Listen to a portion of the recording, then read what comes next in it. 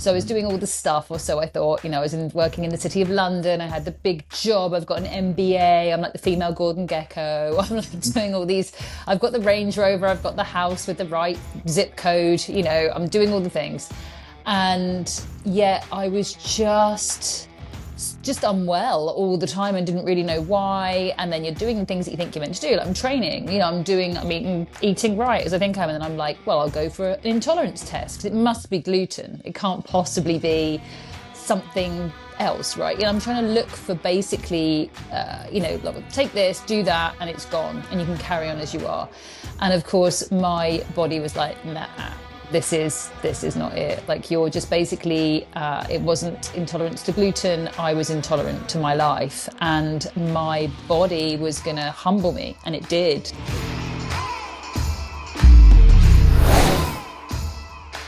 Be hard to write a book. Yeah. So And you'll know as well, it's really weird as a grown up to give your like really vulnerable stuff. Like you've got a little boy, my daughter's 9, but like, yeah, as a grown-up, you don't often give your work to someone like an agent or an editor, and they're like, no, that's a load of crap. And you're like, oh. yeah, yeah, yeah. That's a load of crap. That's the most important thing to me, right? Yeah. You're like, okay, sorry for being boring there, repeating myself. Yeah, it's kind of quite a, I think it's probably some good resiliency. We should all do it. Did you always want to be in the field? I think I always wanted to do something that would help people. I imagine it's quite like you. I always wanted to do something that would somehow like turn pain into purpose.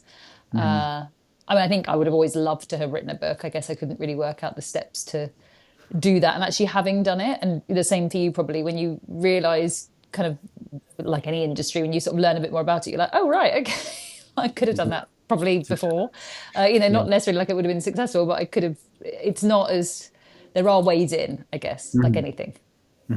What is your process for writing the book? What was it like writing the first book? And I certainly want to get into that. I'll just mention Unapologetic, and it's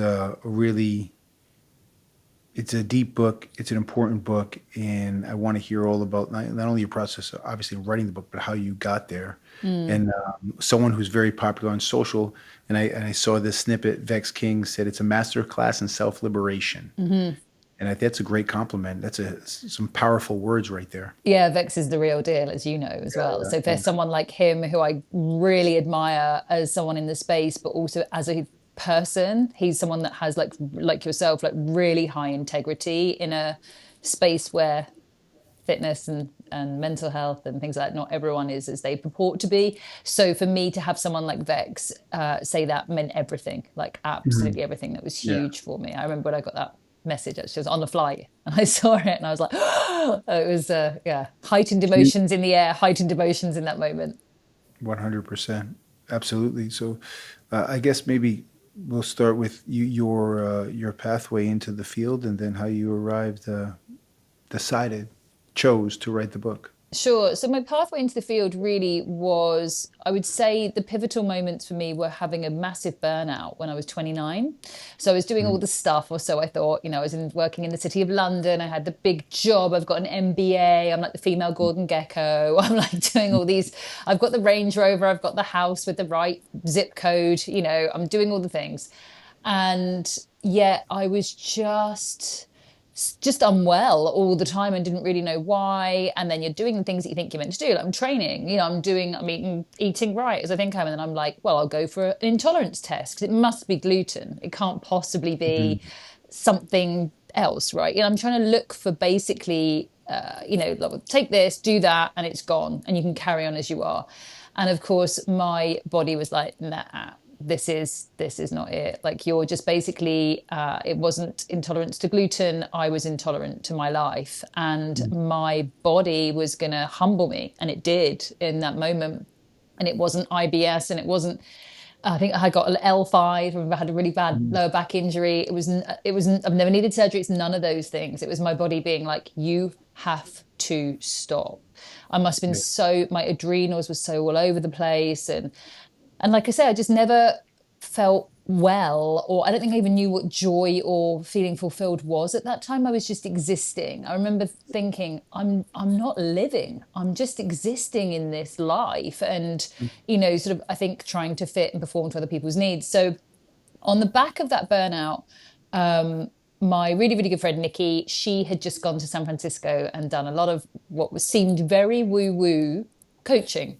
She was like, let me do Yeah. a guided visualization for you. And this is like, I don't know, 16 years ago in the Hmm. UK. And like, it wasn't sort of cool or regulated. It all seemed a bit dream catchery and kind of feeble, you know. And I'm this type A working in the city with an MBA. Like, it didn't seem like it was a fit. But I did it. And it was so profound. I think I had done yoga and particularly Ashtanga because it was a hard form of exercise and I wanted to work hard at everything and do really, really well and be the best because I was type A. But I'd never maybe accessed that place of my subconscious, even in the Shavasana. I didn't get there like this visualization did. And I had so many things that happened that were so profound that I couldn't have known. Things like me having one daughter, that there wasn't a man on the sea. I was like, oh, you know, there was all these kind of, and I was with my ex-husband at the time, and I was like, oh, okay, he wasn't in the vision, you know, but there were all these sort of things that were really profound that came out of that vision. And I just saw myself more than anything as happy. And it was really simple. It was not stuff or things. I was in this like really green space in nature, had my girl, and I was just really fulfilled. And so that was a hugely pivotal moment for me, was my body quite literally saying no, finding and accessing my subconscious. And then I think the blessing of being the type A was right. Well, now I've got a new thing to find out everything about and become the best at. So that was me then following the path of training and coaching myself, living part-time in San Francisco, completely throwing myself in every way and embodying all of these different coaching modalities. And as part of the learning process and the upskilling was also me unarmoring and removing my own armor and layers and learning about vulnerability and even how to begin to think about what that meant to be vulnerable because I'd done such a good job of hiding it for so many years. Understood. Understood. So, do you think that you said hiding it for so many years? We just learned to push all those things down and not acknowledge Mm. them. How does one?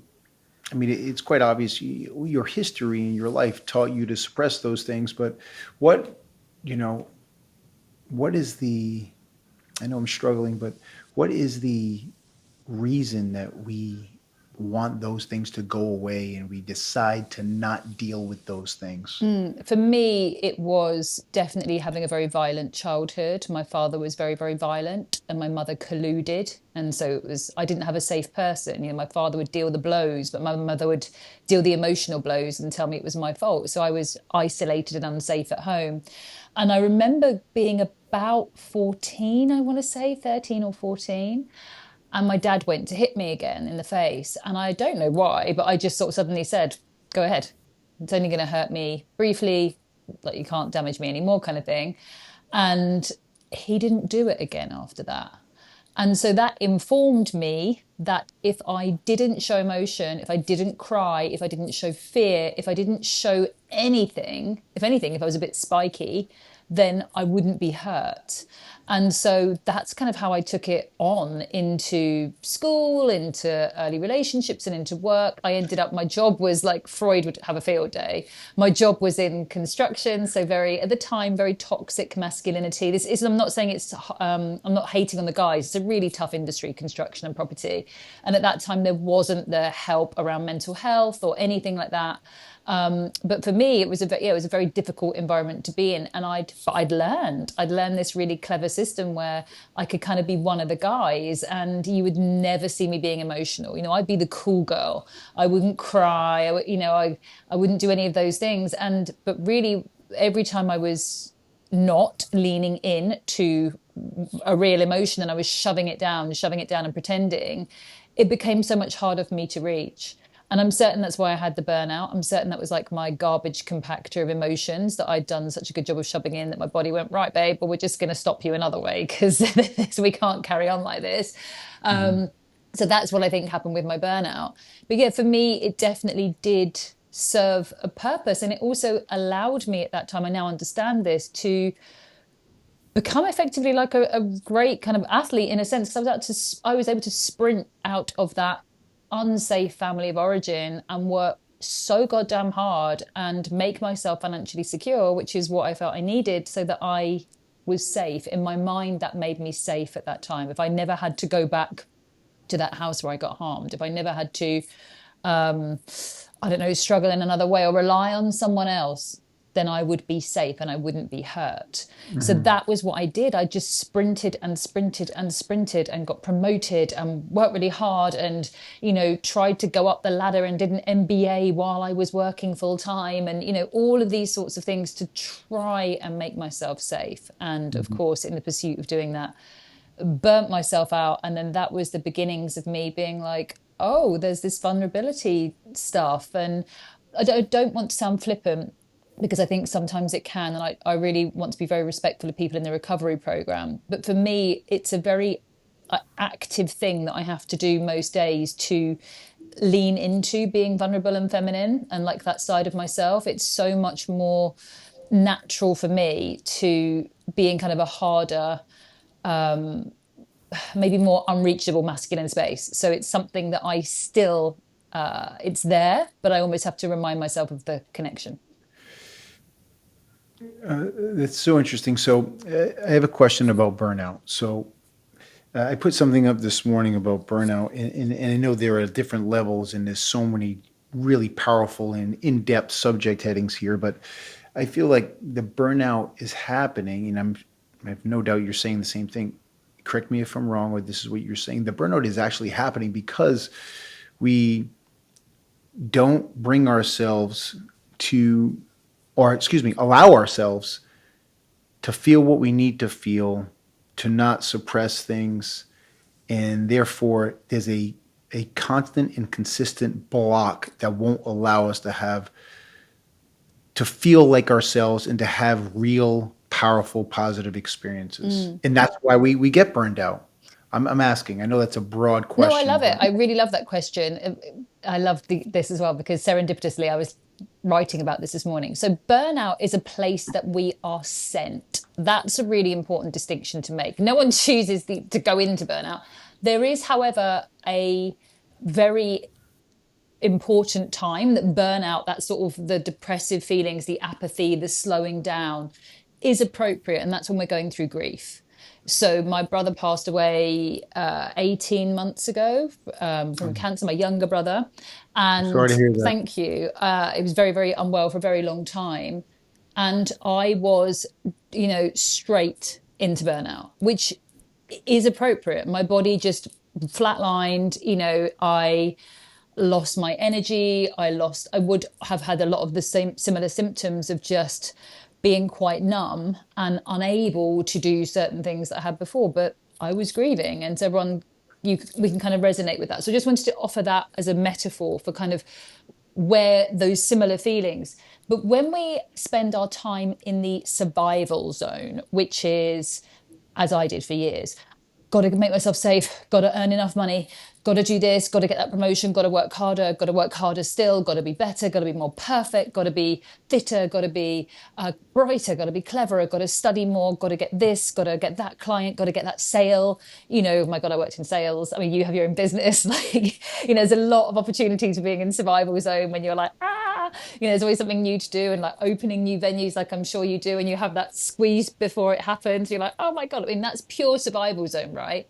And then you might find yourself on the end of that in what's called either restraint collapse, which is where you've held something together for so long that you can be like, oh, thank God. And that could be kind of fixed over a holiday or period of time. If we don't give ourselves the breaks, if we don't put finish lines in after a period of being in survival zone, that is when you are sent to burnout, because you just simply cannot sustain that. Like, to think about sprinting a marathon and then sprinting it back to back to back. I mean, we can watch the athletes that run the really good marathon times. I'm like, it looks to me like you're sprinting.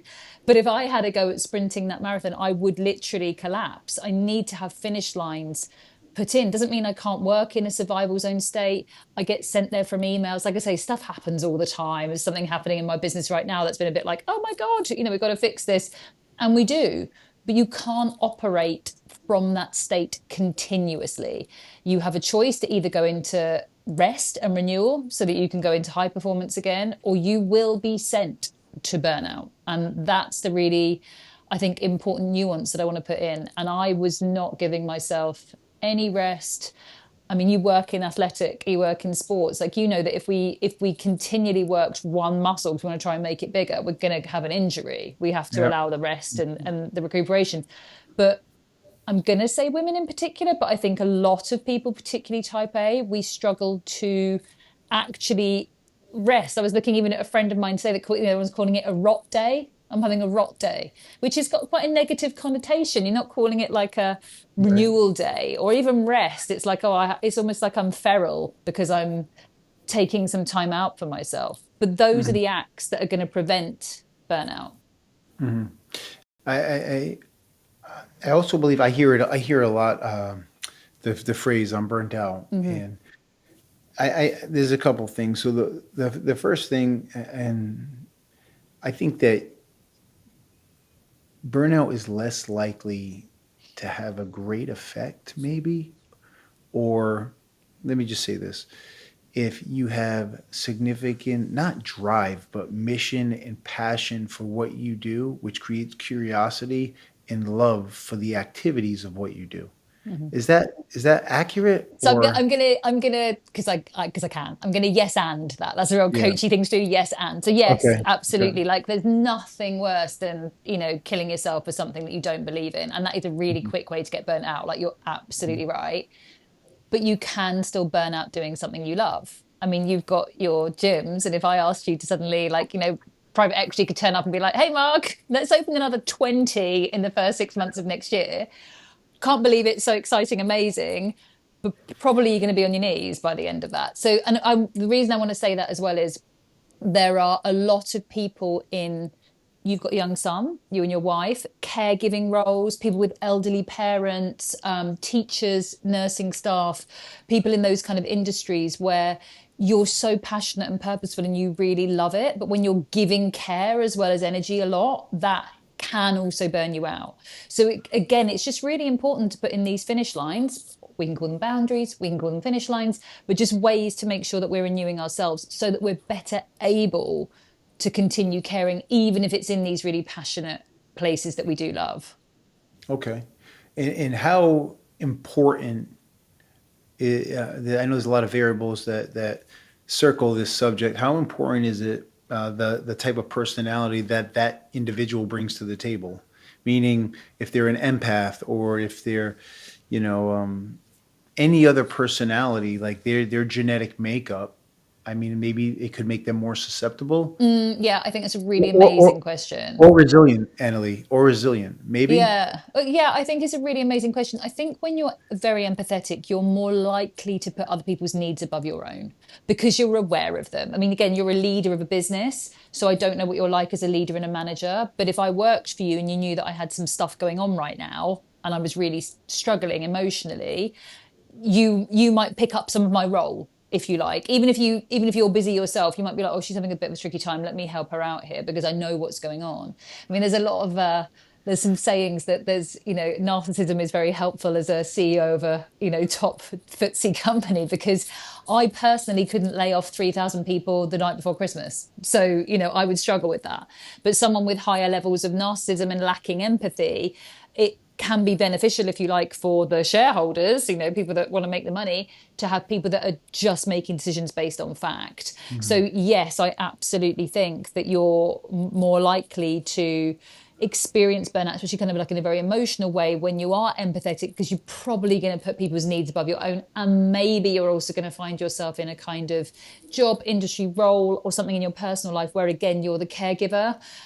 Maybe you're always the host or hostess. Maybe you're always the member of the family that brings everyone together and you're kind of the glue connecting people. Maybe you take the role of peacemaker. Like Mhm. all of those roles, which are really generous and kind and typically from empaths, they can be beautiful, but also the paradoxes can lead to burnout quicker as well. So definitely, it's an amazing question. Okay.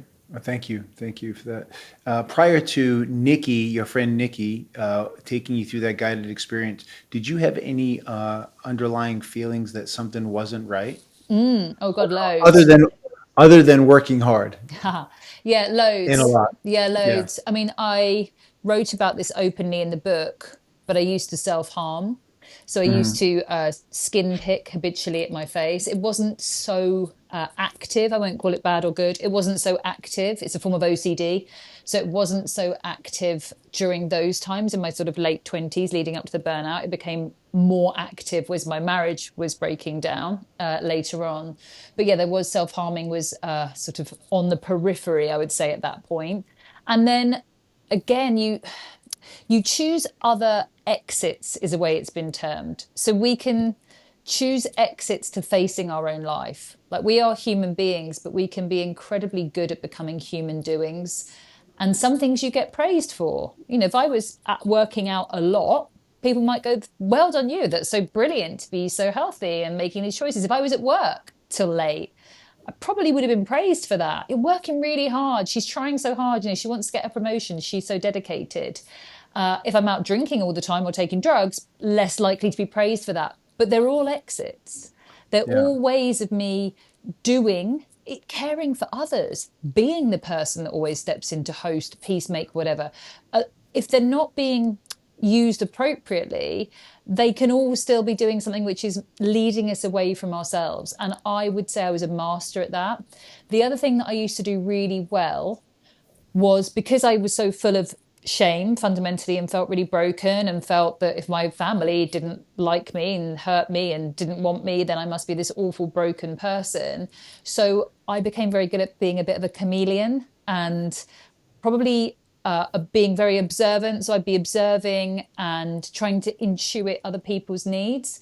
And that's not to be Machiavelli or be fake, but I'm trying to constantly scan and read a room for like safe, unsafe. I wouldn't want to, very British English, ruffle someone's feathers, upset somebody. I'd hate to have said the wrong thing or be thought of badly because I don't want to be rejected from another group or system. I want to be, friends with people. So I would put my needs, I probably wouldn't even think I had possibility of having my needs met or earned them or deserved my own needs. So I would put those right at the back of the pile as well. So those would be the kind of things that maybe people wouldn't have seen. People would think I was very put together and, I'm ticking all the boxes. Like I say, working hard, doing all the things, like I say, brand new Range Rover every 3 years and the right postcode on the house and all those sorts of things that were supposed to be successful. But inside, it was a very different picture. It's so interesting. I feel I work with large groups of people, amazing people. I'm inspired by them. I realize, like, on my journey and some of the things I hear with people who are ramping and trying to build either their client roster or become a impactful person on the job, I feel like there's this interesting thing where they work really hard, they work long hours, or you mentioned before, let's say when someone's training their body in excess, you get praised for all those things. Mm-hmm. That's one end of the spectrum. The other end is, I'm not going to work a lot. I'm not going to put the definition of hard work. I'm not going to be that. I'm going to be myself. And I always find it so interesting. I think there's a piece of it that strongly is influenced by recognition. And what I mean is, you have responsibilities, and your responsibilities are to perform to your job spec. Now, if you want to do extra, that's one thing. But sometimes you don't have to do extra if you're doing your work. It's just that people don't understand how to define what is my responsibility. And when they just sometimes throw their hands in the air and say, this is too much. Although it may be too much, and that's up for you to decide. And that's not good or bad. That just is. However, I'm trying to figure out how to identify the people, or even in myself, that, you don't have to do all these other things. You just need to do your work on what you'd signed up for and what you committed to extremely well. Like, because that's what you wanted, right? Mm-hmm. Yeah, I think there's, I remember when I was doing my master's degree, we did I think it must have been organizational psychology, because we were studying Jung, and I'm going to get sort of change the wording, sorry, I can't remember, a long time ago. But the general philosophy was that employers, say it was bonus time, when the employer's looking at paying a bonus, he looks at the minimum he can get away with without the member of staff walking out the door. typically, not like, oh my God, what, tell me, Mr. Accountant or CFO, they're so great. What's the most money I can give this person? Generally speaking, in corporate, they're looking at what's the minimum I can give them. So they'll be a bit cross, but they're not actually going to go to my biggest competitor. With the employee, they have a similar thing, which is, here's my job role or spec. What is it that I can do to kind of get away with it, as opposed to how can I flourish? Maybe if I want a promotion, but how can I flourish in this role and go over and above? And again, sometimes in both cases, you'll get the rare exception. But generally speaking, organizations were built on that kind of mentality and motivation. And I think it's really interesting because you do, I work for myself, but you have your business and you have a lot of people that are reliant on you, and you hold a huge amount of responsibility. You're like the founder and CEO, and you're also the chief energy officer, which means you hold disproportionate rank with how you are. Like, so just if you're showing up with a smile on your face, your team are looking around going, oh, great, everything's great. And if you came out of a meeting and slammed a door and you look really cross, and everyone will go, oh my God, are we going out of business? People are reading you all the time for their safety at work, the physiological and the psychological safety at work. I think people don't realize that about leadership. And again, in the workplace, I think it's a really interesting shift when we're coming back into offices now, or even with regards to how we're running our lives and kind of taking pride, I suppose, in ourselves. I'm 44. My grandmother, who was my biggest inspiration, was in the war, and used to tell me all these stories. She was so proud. She was immaculate until she couldn't be anymore. I mean, every element, you're anyone of that era, you still see people going out with a shirt and tie to go and collect the newspaper. And I still love those values. And I think that even when my daughter was very young, and again, I'm definitely not mum shaming, but I would force myself, no matter how I felt, get up, have a shower, get dressed, put a bit of makeup on, get out of the house. And it was for me, it wasn't for anyone else. It was to kind of try and make myself and connect into almost a part of me and a value that I wanted to hold for myself. And I feel better when I have a hard day of good work. And by that, I mean something where I've worked hard in something that I hope will in some way nudge a needle of good. I've done something interesting, or I've worked my body in a certain way, or I've been kind and nurturing and loving towards my boyfriend, or I've done something for my daughter. That is when I go to bed feeling depleted in the right way and excited for tomorrow. And I feel like sometimes that gets disconnected, probably from socials and other things that kind of are prioritizing this fragmented attention, where we just kind of spin 15 different plates and have 10 different side hustles and do everything 5% of the time. And for me, that's never given me fulfillment. Mm-hmm. Understood. I remember a while back I was talking to a team member, and they said that it was important to them to turn their life around, and they wanted to be a leader, and they wanted to influence the community and to impact the people at work. And I remember thinking, everything they're talking about can be accomplished through 0 words and more actions, and most importantly, more consistency in just positive habits in life, which is not sexy. It's not, it's going to give you gratification instantly. And it's just going to be something that's built up over time, usually a decade or two. Mm-hmm. And they're like, how do I do that? I'm like, well, by shutting up and just leading by example in your behavior. Right? Yeah. And that's how you mentioned before. I was very interesting. You said, like, I put some makeup on and you do it for you. Yeah. Well, that's all of these things. You do it for yourself, because that's what builds your self-esteem, and that's what builds the feel-good muscle. Yeah. And that's why we do it. And if you don't do those things if you don't do things with specific intention and create some sort of daily habits and consistency in action, you're not going to have confidence and feel good about yourself. That's just kind of the way the psyche works. And I think there's completely, and I think there are so many naughty things out there designed to pull our attention away. But I do also think we've got enough knowledge that is the case now. Like, we know social media or whatever it might be, apps, games, whatever it might be, are designed to capture your attention. And you'll know, but your attention is like a muscle, and you can train it. And to your point, it's not sexy, but you can train it to read a few pages of a book at night. And guess what? You'll sleep better and you'll learn something. You can train it to, with my daughter, she doesn't have a screen before bed. because that's going to interfere with things, and we're going to read a few pages of the book and be connected, and then she's going to, as a parent, she's going to go to sleep easier than if I had like in her face, sort of just before bed. Like, it's Yeah. also working for me. I'm not just doing it because I'm a martyr. Like, it's to make my life a lot better. So yeah, I think there's so much to be said. I think there is quite an anxiousness to sort of generations possibly below ours, where they again have maybe not had I'm not going to say not have the values instilled, but maybe just don't have the confidence because they haven't got to sort of like work on the tools and practice it maybe.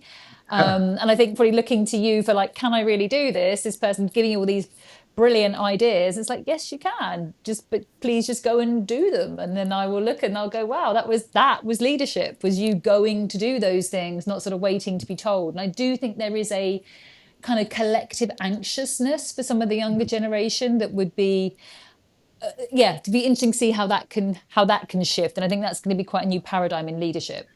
Yeah, I don't want this that's very well said. I don't want this conversation to go so to the right or left that we lose track of what the things that I know you're an expert on many things, but I do want to ask you this. Do you think that the anxiety in the generations to come comes from parents in themselves doing too much for their kids and not letting their kids figure things out? That's a really interesting one because I'm sort of going through that myself at the moment. So my daughter's 9, and I am very rare I raise my voice, very rare. Only if she's like literally going to hurt herself, or if there's I always use the example of running by a pool. I've asked you 3 times. If I see you running by the swimming pool and I know it's slippery, that might be like, please don't do that. But it's not, stop it. It's like, please don't run it. I don't tend to raise my voice. I will say sorry if I've got something wrong. I don't need to be right. I don't feel any propensity to be right. But equally, when she's at different stages and different ages, there are some things that I think she does know. And we can do better sometimes, or we can come up with a strategy of how not to repeat certain things. And if it's going to make you upset or whatever it might be, let's look at ways to stop doing that. So I think it's really empowering if we can give them some more responsibility. And I guess, I think maybe we're coming through the cycle of where parents have sort of been doing everything. And I had a job in my teens, and I may not have loved it, but I loved a little bit of money and feeling like I'd done something for myself. Again, this kind of pride source. And who knows if some of those techniques from working in a cafe when I was like 16 or a shop have helped me now. But maybe because I felt so awkward as a teenager and having to do some interacting with customers. And I remember it also taught me that was not what I wanted to do, because it's really, really, really hard work. And retail hours, like gym hours, are really, really hard. And I was like, I don't want to do that. So I think all of that was really helpful for me. But the pendulum always swings, is what I do know. And I think that right now we're in a place where, thankfully, your son's younger than my daughter, but like thankfully we're going towards not having smartphones, moving away from phones. I was hoping that might happen, that we're kind of coming away from being so deeply interconnected in every sense on social media as she's coming through. And I feel the pendulum is swinging back to what I hope is, everything analog is trendy now. Everyone wants an old school digital camera and old school this and old school that. And I'm kind of hoping, selfishly, but I'll own it, that for my daughter, we're moving back into that. Understood. That's great. So I did want to get into, we talk about, or you talk about in your book, and so often, shame, and where that shame came from, and how shame is a stems from trauma, which is a trigger, and you end up walking around with shame and not knowing if you're coming or going and who you really are. So could you get into your definition of shame and how people walk around with that like baggage?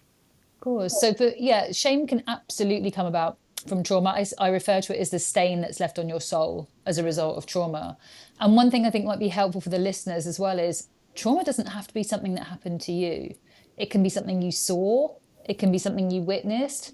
Maybe you were too young to understand it. You could have seen a accident or someone behaving in a strange way, and your parents doing nothing wrong, or whoever you were with was like, oh no, don't look at that, come over here. And your childhood brain can't make sense of it, but you pick up this feeling of shame and humiliation.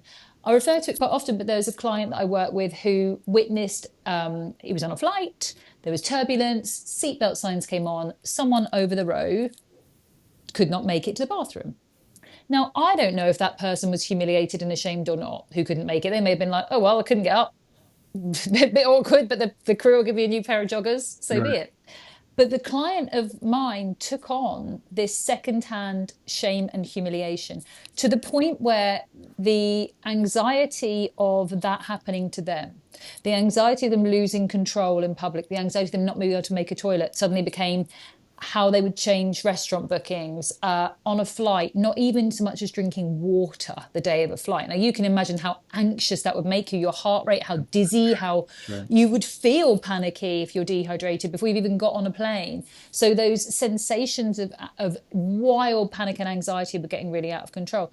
And I give that example because the shame, like I say, can be from something we've experienced ourselves that leaves us with a limiting belief. For me, with a violent episode with my father, when he told me I'd made him do it and, I was bad, I embodied the limiting belief of I am bad. For that client, witnessing someone else lose control, taking on the secondhand humiliation, maybe seeing the looks of other people on the plane and feeling sorry for them or feeling horrified or whatever, and feelings in between, they embodied that I am out of control. That I can't, I'm out of control. And so they start taking on and changing our life. I see people a lot that it's when you start making changes to your life, whether it's, you're not showing up in the fullest way. Maybe you're offered an opportunity and you're like, I'm really excited about it, but I can't take it because of this thing. And this thing is a thing that you don't think you can tell someone else. You don't believe you could share it. And that's shame. Shame is a felt sense. It's very hard to put into words. It's that kind of, you think of a memory and you get that like, ooh, kind of cringy, like, oh, horrible, awkward, like I don't know, say you've ever been out, had too much to drink, and you wake up the next day and you're like, oh no, like you sent a message or something like this, that kind of horrible, cringy, like deep inner. But we embody this real sense of I am. I am a failure. I am broken. I am not enough. I am weak. I am helpless. I am hopeless. I'm disgusting. I am terrified. These are the beliefs that can become so deeply rooted in our system that it almost then becomes a lens that we view the world through. And of course, I don't want you to see my shame, because if you knew that I was bad, I am bad, that I'm shameful, then you wouldn't want to be my friend. And Right. you wouldn't want to have me on your podcast and you wouldn't want to know me. So what I need to do is I need to, at all costs, mask and disguise my shame. Now, for me, that was trying to be perfect. That was people pleasing as if it was an Olympic sport. That was, you would ask me a question and I would sort of answer it, but immediately I'd ask you something instead. So I was never lying. I won't lie, but I would deflect. I would engage you. I would be a master, and guess what, being a coach, got lots of questions.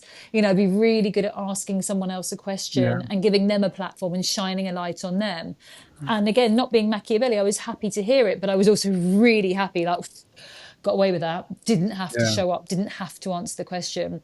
And sometimes people are like, they'll ask me, they go, do you think everyone's aware of their shame? And I'm like, let me tell you, if anyone's ever lived with shame, it lives about here. And it's threatening to come up all the time. And we just become these masters of pushing it back down or trying to distract with activities and behaviors and things or people and places and substances and whatever it might be to try and get away from this sense of shame. But the more I was in relationship with shame writing that book, and the more and more I've been in relationship with shame, the more certain I am of its relationship to people pleasing, the more certain I am of its relationship to the fawn trauma response. It's such an interesting place for anyone that feels that they just keep sabotaging something. Why do I keep doing this? Why can I not get past this thing? That's where I think it's really worth looking into shame, because if you feel like you keep tripping yourself up or being tripped up by the same thing, or as I say, you're starting to change the way you live your life and you're beginning to feel it's very limited, and if you have this sense of I can't possibly tell anyone because I'll be rejected, that is shame. Understood. So it's interesting. I heard you say, I am not worthy. I am bad. I am not good. Ironically, there's something extraordinary about the phrase I am, because we use it for very intense, deep, negative beliefs and very deep, strong, positive beliefs. A lot of the self-help coaches, Dr. Joe Dispenza, they say I am because the sound is like a vibration, and we use that for all positive beliefs within ourselves, or at the very least to instill positive habits in ourselves. Yeah. So I am is either good or bad, and we have a decision and a choice to what we do with it. Totally, it's the felt sense. It's exactly that, and the I am, as you say, the so that's I'm sure you know this, but it's toning your vagal nerve as well, like any kind of hum. And if you have a cringy thought, a shameful thought about anything at all, if you can think of anything at all, maybe when you're a kid or just embarrass yourself or I don't know anything, like we often hum, we'll often be like and we're automatically toning our vagal nerve to comfort ourselves. It's so clever. So there's our system is just the wisest thing. And Joe Dispenza obviously is absolutely right. And so when you're focusing on working through shame, we have to get hold of the limiting belief, the negative. When I'm processing and doing work with EMDR, which is eye movement desensitization reprocessing, which is a really beautiful technique to use for PTSD, or I'm really struggling to get past some of these events, phobias, control behaviors. It's brilliant for all of those things. We look at what you want to believe about yourself instead. So rather than I am bad, I wanted to believe that I was brave. And that was a belief that I had installed into my system instead. And for people that can't get hold of a practitioner, aren't ready yet, want to try something else, you can do mirror work. You can put a post-it on the mirror. You can speak the I am affirmations. You can hum the I am. You can do the I am into the car. You can have it on your phone, on your lock screen. I am brave. I am worthy. I am enough. I am lovable. And absolutely, your words become things, the vibrations become things, and it's into your system. So yeah, if you're noticing or if you're curious about what the limiting belief may be, it's really worth exploring that and just understanding how often you're inadvertently saying or feeling, because it's felt, this I am about yourself that could be negative, and find ways to use it as a positive instead. Yeah, whatever it takes, right? Any of Oh these yeah. techniques are, if they could trigger you in the most positive way to create a call to action to be a little bit better or think a little bit more of yourself and self-belief, I think it's a wonderful thing, really. Earlier, a few subjects ago, you referenced how we continue to self-sabotage with certain patterns in our life. I mean, I think I could assume that we can break the cycle of self-sabotaging. Yeah. However, how probable is it to get that done? What are the percentages and people? So I see people who are self-help junkies, but they never make a change ever. Human doing. Like Spiritual bypassing. Just read yeah, all the books, eat all the books, but I'm not like the Cookie Monster, like, oh, get self-help down me, but I'm not actually doing the thing. But I can tell you about it, but I'm not doing it. yeah, So yeah. yeah, so self-sabotage, I love this subject because it's rooted in our systems again. So I'm British, so we grew up, I don't know about some of your childhood messaging that you were given. This is a parent of how old's your son? He's about to be 3. Okay, so you've got until he's 7, so don't worry. Just you two, you've got until he's 7 for his self-sabotage system or not to be built. So I grew up in England, and famous sayings are things like, you come home with some good news. Oh, I'm going to be so-and-so in the school play. Well, that sounds too good to be true. Or can I have Barbie's dream house for Christmas? Money doesn't grow on trees, Annalie. Money's really hard to get hold of money. Money doesn't grow on trees. So I'm giving you 2 examples here. But so in my origin, and it's not uncommon, but you bring home some good news, and it's a very British English thing to do, but it's almost like trying to protect someone from having their feelings hurt. Well, that sounds too good to be true. Like almost if you check the small print, that can't possibly be happening. So that's the first thing you're met with. And then the second thing is something like money doesn't grow on trees. So then I become older, That's why here, until I'm seven, when we start developing a different sort of autonomic, emotional sense of self, and we start realizing that we're separate to our caregivers, and we start getting kind of like I say, more independence. But those beliefs have gone into our system. This is Bruce Lipton. Everyone should look at his work. It's brilliant. So then, and also Gay Hendricks, incredible book, short book. Any golfers, I know there are loads in Miami, read Gay Hendricks, The Big Leap. It's a tiny book. It's all about self-sabotage. It's brilliant. Well, it will change your golf game as well. So you go out about your day and you're doing your stuff, and then I'm my age now and I get an offer, and maybe it's a book deal, or maybe a client's come through, or maybe when I was single I meet someone and I tell someone about it, and immediately either they say it or I feel it. Oh, it's got to be too good to be true. That's too good to be true. And then it becomes really uncomfortable for me. I'm sorry to interrupt you, but that stems just from us, or is it 50-50 because of the things that you grew up with in the UK? So no, it's mainly from parents, caregivers, instilling whatever the messaging might be in your family of origins, or wherever you're getting it from. So it can be school, obviously, as well. It's kind of, what we surround ourselves with. So we have this messaging, and then when we're big and we're grown-ups, we receive something and it feels very uncomfortable. So for me, maybe I've got a great big book deal that's massive, and of course money doesn't grow on trees, and that's too good to be true. So I'm feeling incredibly uncomfortable. So what am I going to do to make it more comfortable for me? I'm going to jump up and down on the self-sabotage button. So maybe this is quite common. So a lot of guys that work in financial services, very, very, very big jobs, you'll have loads of clients in this space as well, maybe didn't grow up with a lot of money, potentially grew up in a household of either poverty or struggle, and have done very, very well for themselves. They can find that level of wealth difficult and uncomfortable, like their imposter syndrome, like they don't deserve it, and some of this childhood messaging. So they find ways subconsciously of sabotaging that to make it a more comfortable number. Divorces, repeatedly buying cars that depreciate, repeatedly buying houses, putting in a new kitchen, another holiday home, something else. We've all got that friend, they just bought another place. Oh, I thought they just had that car. No, he's just got another one. He's just changed it. He's got another one.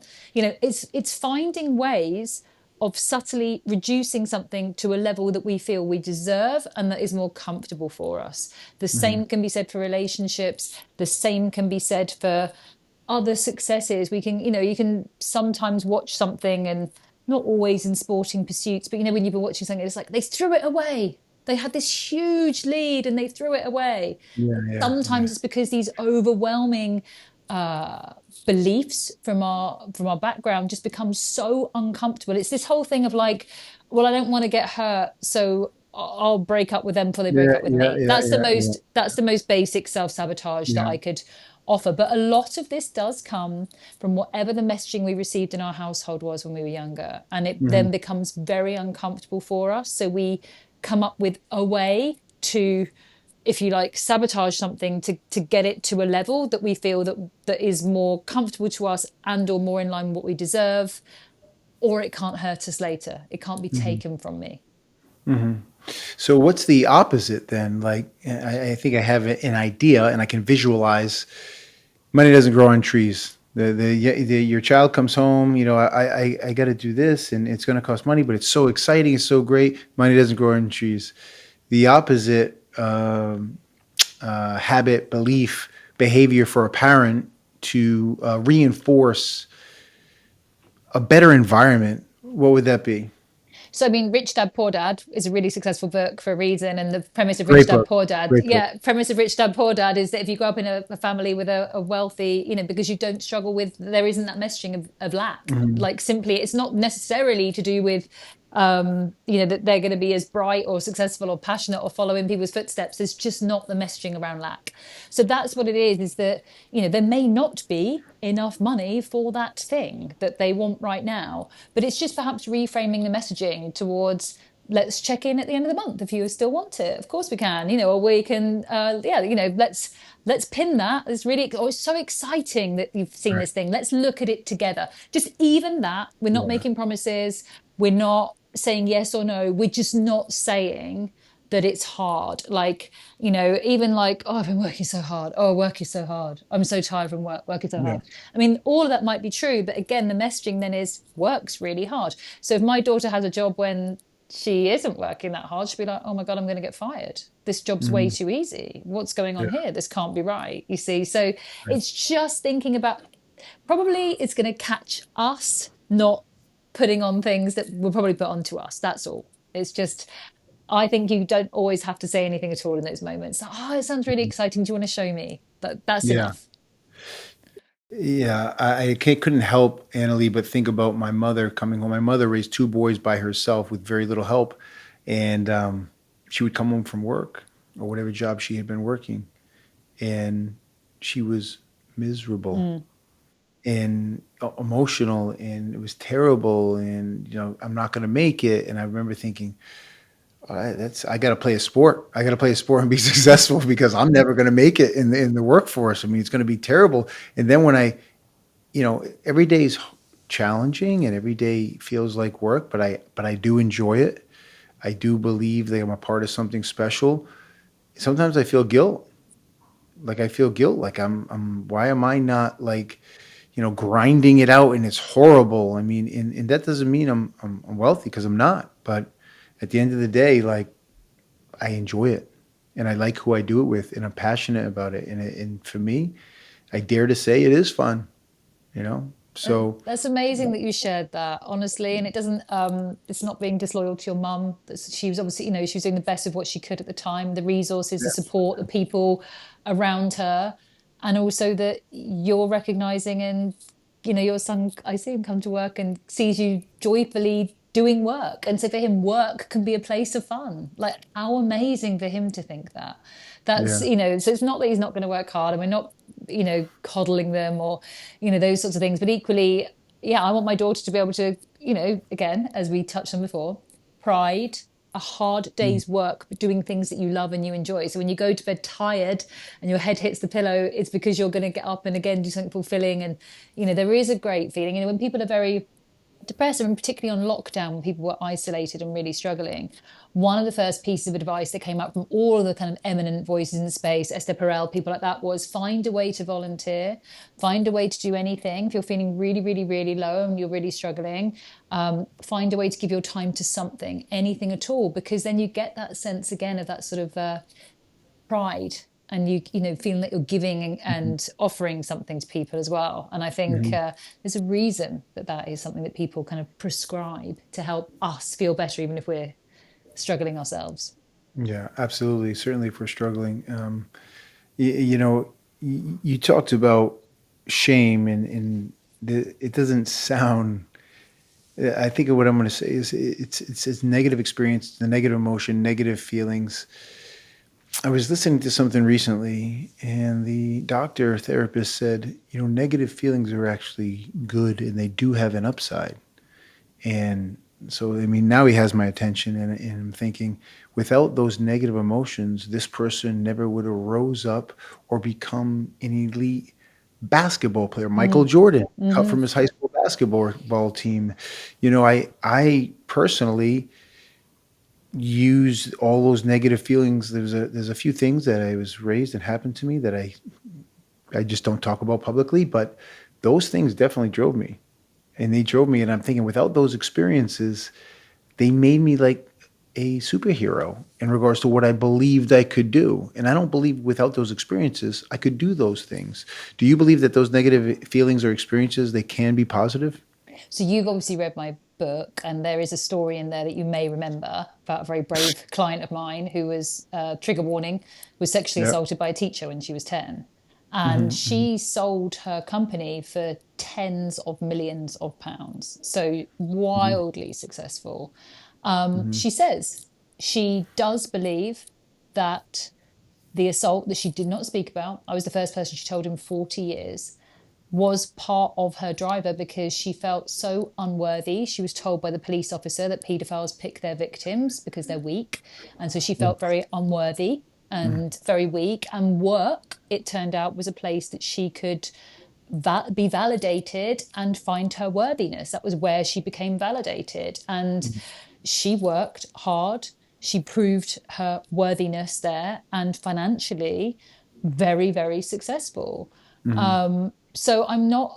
would she have chosen what happened to her? God, no. Did it drive her because she was trying to outrun that? Yes. Did a relationship marriage suffer on the back of that? Also, yes. And other changes, in a very, very good place now, completely free of shame, the stories of the past, everything else. Has a different style of life and work now, has sort of reevaluated, I think, and easy to say when you sold your company for many, many millions, but lost some in the divorce. So is living a different life free of shame in a different way. So I do think, and as someone that had massive trauma myself, like I say, I was running and sprinting, but I live in quite a nice house and I've got quite a nice Mm. life. So, I'm not wealthy, but I ran and ran and ran for a long time to make enough kind of connections and success and experiences for myself to be able to enjoy certain things in a different way, because I was sprinting away from a life that I was so painful that I couldn't be in. So I think there are probably two, maybe different, maybe I'm oversimplifying, but I think there are people that turn their pain into purpose. You're clearly one of them. Do you use it in training as well? Do you ever use it in training? Oh yeah, I mean it's so interesting. Like everything that you've said, and of course I've done extensive research on you.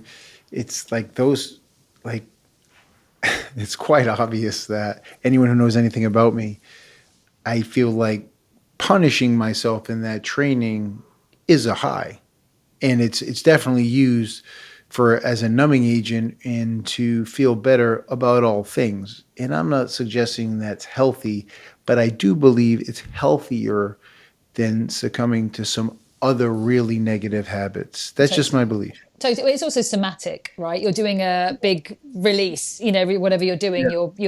you're taking yourself to a point and you're using it and then you're releasing it out. Like my boyfriend was big in cycling and he'll do it when he's doing his Yeah. VO2 max. He says you're Yeah. thinking about something, it gets to the very end and it's like, whoa, and it has to Yeah. be a real dig deep. It has to be a real emotional. It has to be something. And he comes from, a challenging background as well. So yeah, he will channel that in for like absolute athletic performance at the end of that as well. That's why I asked you the question.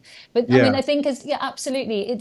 I don't like to be prescriptive for people. I really don't like the whole morning routines thing. I think it's a Mm. very commercialized way to make people feel ashamed and like they failed at the beginning of their day. Oh, you didn't do your 10-step routine and make ceremonial matcha and hand bake granola and then journal. No, I didn't. Like I did the school Yeah. run and got a coffee down me, like give me a break. Yeah. I just find that really, it's like I say, it's a commercialized avenue for shame. And I don't like to be prescriptive about how people should release. I was speaking to someone the other day who contacted me through Instagram, who I don't know, and they were like, "Have you got any tips for sort of depression or this or that?" And we talked a little bit about what they tried. And I was like, "Listen, if all you want to do is put some music on, or you want to get in the car and scream, put a song on Sure. and scream down the motorway, you do that, because I've done that before." Yeah. Like if it's just been like I haven't had the opportunity, the facility, the whatever it might be. And again, I didn't want to use certain things that may create more damage down the line. Like if I want to be the crazy lady with some screamy music on driving around, I'm going to do that because I'm going to come back to my life feeling better. So Yeah.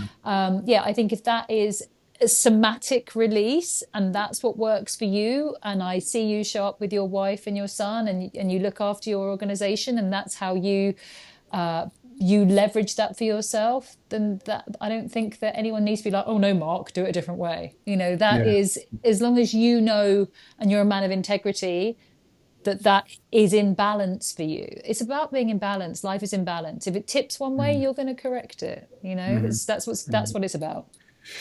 Uh, that's good to hear. I hear it often that when you're building something and you're really trying to reach the peak of all peaks, the balance doesn't exist. I guess that's why it's such a wild ride, because you're so out of balance. And even though it may feel necessary, you only have so long in that zone Mm-hmm. before there's a crash. So it's all right. Now I got to go. Let's go. But I can only maintain this for maybe for weeks, months, or years, and then there is a crash. And I feel like that's the evolution of everything, people and businesses. Definitely. And that, like we said, if there isn't the finish lines in there, you get sent there with burnout, or there could be a limiting belief. I've only got to, make hay while the sun shines. That's another one. I can Mhm. only have like a certain amount of time, or the hard times are coming. But yeah, however, I think we need to become more intuitive. And I thankfully think there is a push towards it with like clean eating, for example. I think thankfully we're getting much more towards eat whole foods, work out, like, you don't need to do all this stuff. You don't need all this stuff. Just kind of, be healthy, move your body, eat whole food. You don't need all this extra stuff. And you will be, love people, be in connection, be in community, like do something meaningful, Hmm.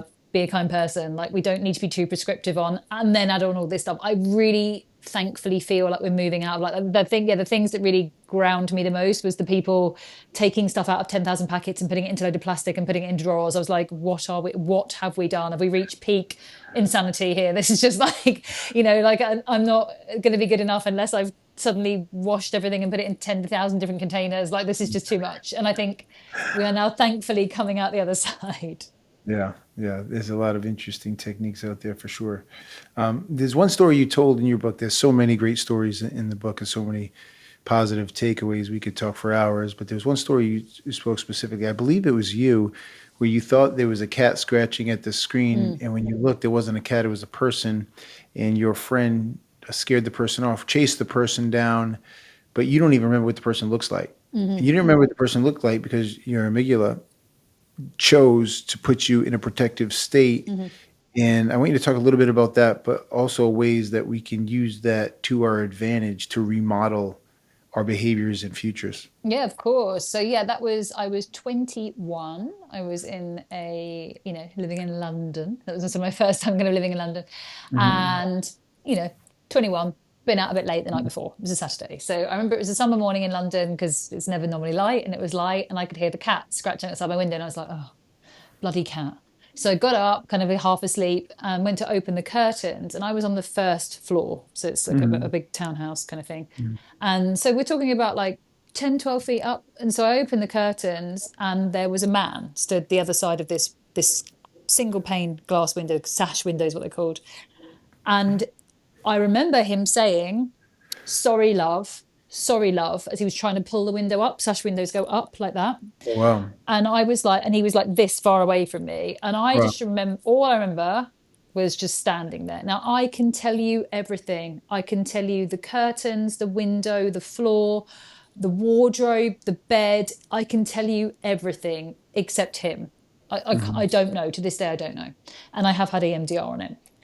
What I thought, I didn't make a single noise, but I must have done something, or something must have happened because, yeah, my flatmate came running in from his room and did all the things that I wish I'd done. He banged on the window, he swore at him, he ran down the stairs to the first two floor, got out, chased him, came back on his bike, got his bike, chased him. Then at some point the police came and had to do the fingerprints and stuff, and he was wearing gloves and all the rest of it. Anyway, I was so afraid, but then also it turns out so ashamed because Hmm. I thought that if anything scary happened to me again, that's how I'd respond. I would freeze. So, yeah, when we have anything frightening happen to us, there are 5 trauma responses: Hmm. fight, flight, freeze. Think we know about them. The two we Hmm. don't really talk about very much are flop, pass out on the spot, and fawn, which is where we start to placate, where we start to say sorry, where we start to people please, where we start to, yeah, literally like placate our aggressor in some way. So that's the ones that are less known about. Now, for me in that moment, the most important thing that I didn't understand, that I carried so much shame about for so long, was my limiting belief statement from that time became, you are helpless. I am helpless, hopeless, and weak. And that's what I believed myself to be for years because I froze. And I think, well, if anything scary happens, I'm going to freeze again. Therefore, I am helpless, hopeless, and weak. So you can imagine the relationships, the jobs, the challenges I did or did not accept, or how I showed up in those, thinking that's how I was as a person. Fast forward to when I'm now doing my training in trauma world, Hmm. and they were like, pick a 5 out of 10, you're practicing on each other, don't pick a 10. And I was like, okay. Yeah. And like subconsciously, because good old subconscious, the training room that I was in, like clever system, was set up in the same way. The window was in the same place. The chair that I was on would have been where the bed was. The window was in the same place. I was like, oh, I've got something. And at the time, I'd recently just separated from my marriage. So I was at home with my daughter, who was young at the time. It was just me in the house with her. So, like, sort of bangs and crashes and noises were, I was a little bit more on edge. You know, I'm suddenly becoming the protector of the house. I thought that would be a good thing to get rid of. That would be a good thing to get rid of. So we go into the memory and then have the whole thing reprocessed, which is an incredible thing during EMDR. As part of it, you do a body scan. Now, when we're going through the body scan, they're like, can you feel any tension? And I was like, yeah, I feel this sort of weird tension across the back of my shoulders. And they just ask you, what does it feel like? And I was like, sounds really weird. Do you remember those big old fluorescent strip lights you'd have in offices kind of back in the day? It was like, feels like that in my shoulders. And they're kind of processing either by tapping or by eye movement. And it was like moving. And I'm like, oh, it's moving. And all of a sudden, I'm not a big crier. It's just not my stress release. All of a sudden, I felt this pain across my shoulders move into my throat. And I just burst into tears, like uncontrollable tears. And it was the scream that didn't come out. That scream was in my system for about 18 years. That was the Wow. silent scream that I was too afraid to release, that was trapped in my system, that hurt me, that felt this horrible pain across my shoulders. Weirdly enough, I've always had shoulder problems just there since that time. And it just came out with such a purge, if you like, but a huge release to come out like that. And then I had put back in what I wanted to believe about myself instead. Always I am brave, which carries through in so many other ways. But what I didn't understand then that I do now is that you never, ever, ever get to choose your trauma response. So for me, I carried all this shame that I was a weak person and that I would freeze every time anything scary happened. And I avoided any kind of conflict, any kind of tricky conversation at work, anything. I just would avoid it and people please instead, probably, because I thought that's what I would do. But I wouldn't necessarily, because Mhm. your amygdala and your limbic system, the animal part of your brain, takes over when we're experiencing trauma, and it selects for you. It picks a trauma response for you. So anyone that's listening that has punched someone in the face and was like, oh, I wouldn't have normally done that on the football pitch, and got red carded, or someone that ran away when a friend was maybe being attacked, and you hold so much shame for that you weren't there to look after them. I hear that one a lot. Or you're someone like me that froze in a difficult situation. Maybe someone has been so afraid they passed out and they think it's really embarrassing. And then there's a lot of times when I deal with people who did placate someone that was harming them. And we believe we will behave that way again, and we believe we are broken, and we believe that we are deeply shameful because of it, and then we isolate ourselves and we embody more of the shame. And that is the sort of link with trauma. And I just really want everyone to know that's listening to this, particularly people that are fawned, why did I kiss them afterwards? Why did I reply to a message for my birthday 6 months later? Why did I say hi to them at the party? Whatever it might be. It's because you were terrified. It's because you were so terrified that your system took over to do its one job, which is to keep you alive, which it did do. Because if we're listening, it did indeed deliver on its job to keep us alive. But what we now have to deal with is processing the shame, any confusion maybe we're feeling that we're left behind with from this experience that we've had. And as I say, for 18 years, that scream was trapped in my body and didn't have a way out. The book that's always in the bestseller is The Body Keeps the Score, and it's for a reason. I see Yeah. trauma come out in all sorts of ways. You'll see it in people's bodies. You'll see Hmm. niggles, injuries, pain, things that, kind of aren't explained. And Hmm. yeah, and burnout is another way, I think, sometimes of making us face that. Yeah, for sure. Um, Interestingly enough, I went away to a Vipassana retreat. Are you familiar with Vipassana? No. Vipassana is a 10-day silent retreat. There's no talking, Ooh, okay. there's no eye contact, and there's no music. You're not even allowed to bring a pen or a pencil to journal. And by the way, you could write a book there because it happens so quickly, and you're massive, just opening doorways and remodeling neuroplasticity. So it's 10 hours of meditation a day. And you start Vipassana like in the third or fourth day, and it's 100 hours of meditation in 10 days. And when you walk out of there, there's like just this euphoric feeling because of the neuroplasticity. But one of our team members has just returned. His last day was yesterday. He returned last night, and he was telling me he had severe back pain. Ah. Now, this is a retreat where you sit Indian style on the ground Yeah. for 10 hours a day with no back support. Yeah. I self-admittedly, I want everyone to know that's listening, I sat in a chair in the back of the room. I've had a significant back injury. So, by the way, just sitting still is painful. Okay. My friend that returned from the Vipassana said his back pain was gone the third day. It was completely gone just from the way he, worked through things, just breathing. And I think, all kinds of pains and traumas come out to help us deal with things. As you said, your body picks a trauma response. And those things are, there is a way to get those things to go away based off of processing whatever your system is and whatever you choose to do to get rid of that feeling. I just think everyone's very different. And to what you said before, I think whatever your treatment is, whatever your process is, whatever your system is, I think that's fine. As long as you're not harming yourself or harming someone else, I think it's okay. What are your Yeah. thoughts on that? I really like what you're saying. I think we have to, interestingly, I'm just listening because I'm writing at the moment. I'm re-listening to Eat, Pray, Love, and she did her silent meditation, and I'm re-listening some of these things because I like her writing style. What I think is you can't bypass it. For me, it was my burnout that made me face it. Your friend Mhm. had back pain, and you maybe went to that retreat, and that was his signposting for him to Yeah. go. But you have to reveal it. So my stages are reveal, feel, heal. We can't just Mhm. bypass the other two, go straight to healing. Like that's a band-aid. We Yeah. have to find whatever it is for us, however we want to do it. If you're doing yours sometimes in the safety of the container of exercise that allows you to go to some of those memories and unlock them and feel it again, channeling that energy for yourself. And then that euphoria at the end is part of the healing. You're still doing it, and that's your method of doing it. I just think we have to not be afraid of ourselves. We have to find ways to not be afraid of ourselves. Now, 10-day silent retreat might sound, it sounds brilliant. I'd love it. And I'm sure I'd also have massive experiences doing it, but I'm not afraid of it. There's no part of me that's afraid of that. There's a lot of people that would be terrified of that, and that's fine. Like that is either build up to it, never do it, but find a way to not be afraid of you. That's the biggest work that any of us can ever do. Anyone wants a life hack? Anyone wants to know, it's very different being lonely, which we rarely are nowadays because we're interconnected in every sense, than it is to being happy alone by ourselves.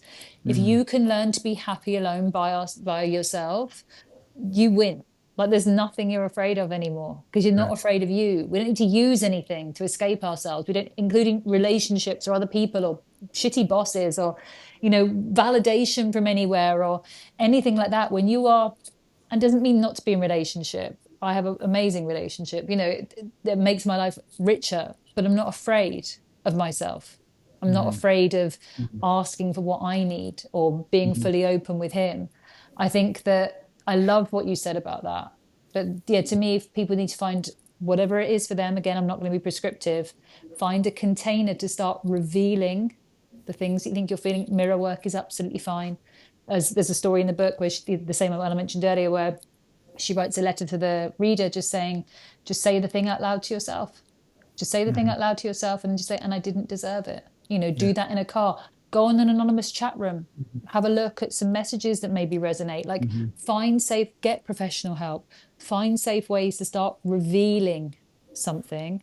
Then Mhm. you can move through the stage of feeling, integrating, working through somatic release, whatever it might be for you, however you want to do that. And that's when you're in the place of healing. And it's like the true surrender at that point. As I say, I'm not afraid of myself. And I think that's a very peaceful and very soft, powerful place to be. Yes. It is very peaceful, and certainly a powerful place to be. So I want to leave the listeners with your book, Unapologetic, and then who would this be? I know it's a great book for everyone, but how do we get this out there? And I know it's been flying off the shelves and everyone's loving it, but who do you recommend sorts through this book and gives this a read? What type of person? I would And love, if it's not apparent enough after what we talked about, yeah, but I mean, anyone that obviously this has resonated with, where I think, so for me, I'd done a lot of work, like I'd done a lot of talk therapy, I had read a lot of books. Mhm. And there was just something that wasn't maybe moving. There was just something that kept coming back to. And, all of these things that I did, I felt a bit better, like, and they were a toolkit and it did help a bit and it made a bit of a nudge. And I'd take all of it, but I still struggle with anxiety. I still wasn't fully showing up as myself. I still felt blocked. I still felt like if I envisaged or manifested or dreamt into the life that I wanted, there was still this voice that's like, that's too good to be true, or that isn't going to happen to you or something like that. And there were still things that I felt ashamed of fundamentally. There were things that I thought if somebody knew these things about me, they would find me unlovable and they wouldn't want to know me.